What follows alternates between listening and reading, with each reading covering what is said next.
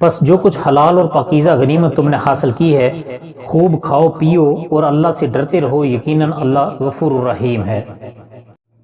بسم اللہ الرحمن الرحیم۔ السلام علیکم ورحمۃ اللہ وبرکاتہ۔ محترم ناظرین، آپ دیکھ رہے ہیں یوٹیوب چینل حسن خورشید اوان اور میں خورشید احمد ہوں۔ آئیے قرآن پڑھنے کے سلسلے میں ہمارا آج کا سبق ہے سورۃ الانفال کی آیت نمبر 65 سے آیت نمبر 69 تک کا ترجمہ اور تفسیر مختصراً۔ رب اشرح لی صدری ویسر لی امری واحلل عقدۃ من لسانی یفقہوا قولی۔ رب زدنی علما رب زدنی علما رب زدنی علما۔ سورۃ الانفال قرآن پاک کی 8ویں صورت ہے اور یہ اس صورت کا 9واں رکوع ہے، جبکہ یہ پارہ نمبر 10 ہے اور 10ویں پارے کا یہ 5واں رکوع ہے۔ اعوذ باللہ من الشیطان الرجیم، بسم اللہ الرحمن الرحیم۔ یا ایہا النبی حرض المؤمنین علی القتال ان یکن منکم 20 صابرون یغلبوا 200 وَإِن يَكُن مِّنكُم مِّائَةٌ يَغْلِبُوا أَلْفًا مِّنَ الَّذِينَ كَفَرُوا بِأَنَّهُمْ قَوْمٌ لَّا يَفْقَهُونَ۔ اس آیت مبارکہ کا ترجمہ ہے، اے نبی ایمان والوں کو جہاد کا شوق دلاؤ، اگر تم میں 20 بھی صبر والے ہوں گے تو وہ 100 پر غالب آ کر رہیں گے، اور اگر تم 100 ہوں گے تو 1000 کافروں پر غالب رہو گے، اس واسطے کہ وہ بے سمجھ لوگ ہیں۔ اس آیت مبارکہ کی تفسیر ہے، تحرید کے معنی ہیں ترغیب میں مبالغہ کرنا، یعنی خوب رغبت دلانا اور شوق پیدا کرنا۔ چنانچہ اس کے مطابق نبی صلی اللہ علیہ وآلہ وسلم جنگ سے قبل صحابہ کو جہاد کی ترغیب دیتے اور اس کی فضیلت بیان فرماتے، جیسا کہ بدر کے موقع پر جب مشرکین اپنی بھاری تعداد اور بھرپور وسائل کے ساتھ میدان میں موجود ہوئے، آپ صلی اللہ علیہ وآلہ وسلم نے فرمایا، ایسی جنت میں داخل ہونے کے لیے کھڑے ہو جاؤ جس کی چوڑائی آسمانوں اور زمین کے برابر ہے۔ ایک صحابی عمیر بن حمام نے کہا، اس کی چوڑائی آسمانوں اور زمین کے برابر ہے؟ یعنی سوالیہ انداز میں انہوں نے پوچھا، تو رسول اللہ صلی اللہ علیہ وسلم نے فرمایا ہاں۔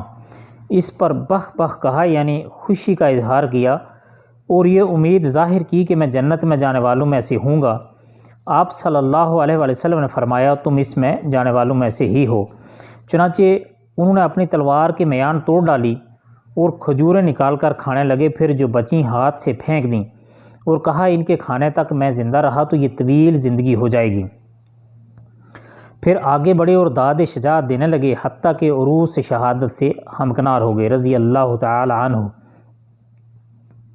یہ ان کی شہادت کا واقعہ صحیح مسلم شریف میں تفصیل کے ساتھ موجود ہے۔ یہ مسلمانوں کے لیے بشارت ہے کہ تمہارے ثابت قدمی سے لڑنے والے 20 مجاہد 200 اور 1000 پر غالب رہیں گے۔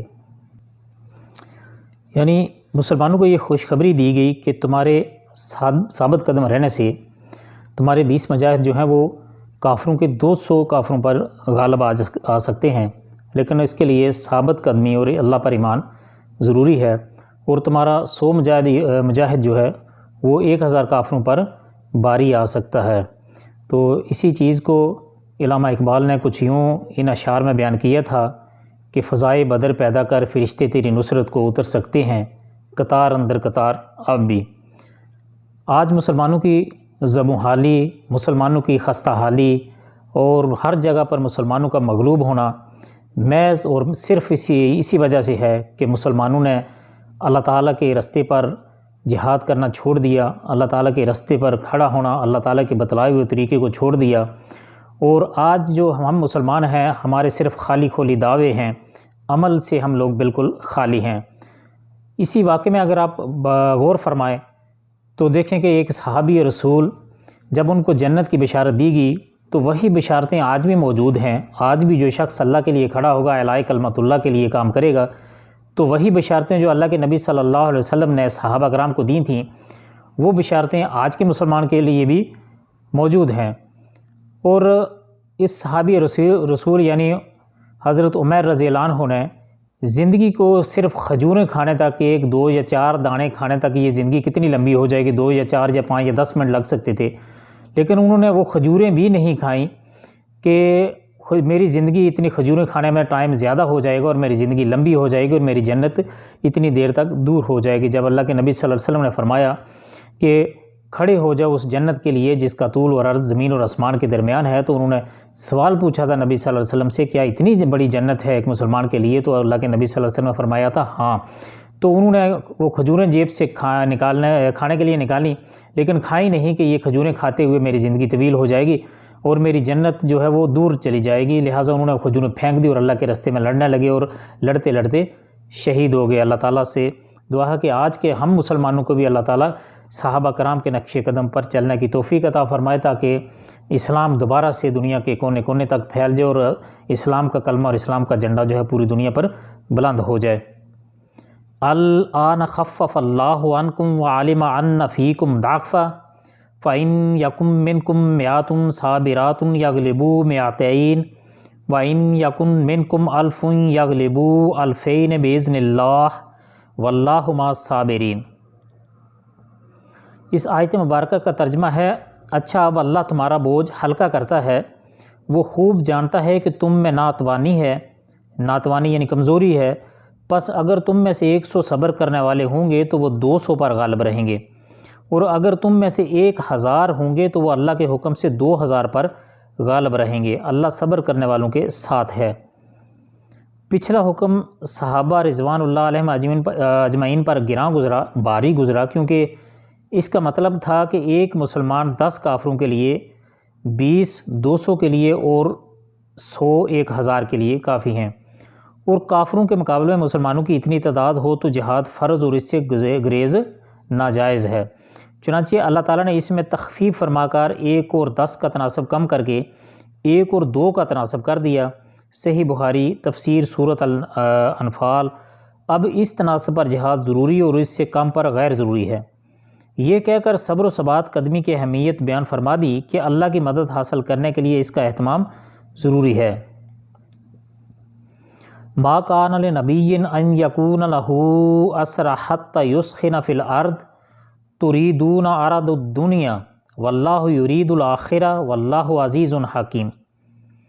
نبی کے ہاتھ میں قیدی نہیں چاہیے جب تک کہ ملک میں اچھی خون ریزی کی جنگ نہ ہو جائے۔ تم تو دنیا کے مال چاہتے ہو اور اللہ کا ارادہ آخرت کا ہے، اور اللہ زور آور با حکمت ہے۔ اللہ کا ارادہ آخرت کا ہے، اس کی تفسیر میں مفسرین نے کچھ یوں کہا ہے کہ جنگ بدر میں جب 70 کافر مارے گئے اور 70 ہی قیدی بنا لیے گئے، یہ کفر اور اسلام کا چونکہ پہلا مارکا تھا، اس لیے قیدیوں کے بارے میں کیا طرز عمل اختیار کیا جائے ان کی بابت احکام پوری طرح واضح نہیں تھے۔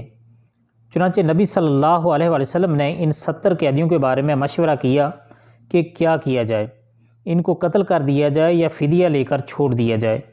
جواز کی حد تک دونوں ہی باتوں کی گنجائش تھی، اس لیے دونوں ہی باتیں زیر غور آئیں، لیکن بعض دفعہ جواز اور عدم جواز سے قطع نظر حالات و ظروف کے اعتبار سے زیادہ بہتر صورت اختیار کرنے کی ضرورت ہوتی ہے، لیکن جواز کو سامنے رکھتے ہوئے کم تر صورت اختیار کر لی گئی جس پر اللہ تعالیٰ کی طرف سے عطا نازل ہو گیا۔ مشورے میں حضرت عمر وغیرہ نے مشورہ دیا کہ کفر کی قوت و شوکت توڑنے کے لیے ضروری ہے کہ ان قیدیوں کو قتل کر دیا جائے، کیونکہ یہ کفر اور کافروں کے سرغنے ہیں، یہ آزاد ہو کر اسلام اور مسلمانوں کے خلاف زیادہ سازشیں کریں گے۔ جبکہ حضرت ابوبکر کی رائے یہ تھی، ان کی رائے حضرت عمر رضی اللہ عنہ کی رائے کے برعکس تھی کہ فدیہ لے کر انہیں چھوڑ دیا جائے اور اس مال سے آئندہ جنگ کی تیاری کی جائے۔ نبی صلی اللہ علیہ وسلم نے بھی اسی رائے کو پسند فرمایا جس پر یہ اور اس کے بعد کی آیات نازل ہوئیں۔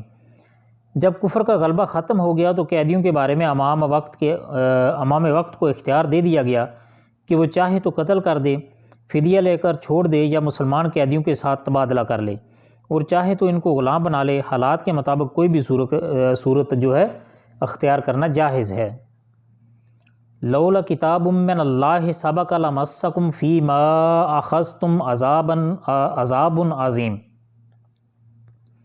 اگر پہلے ہی سے اللہ کی طرف سے بات لکھی ہوئی نہ ہوتی تو جو کچھ تم نے لے لیا ہے اس بارے میں تمہیں کوئی بڑی سزا ہوتی۔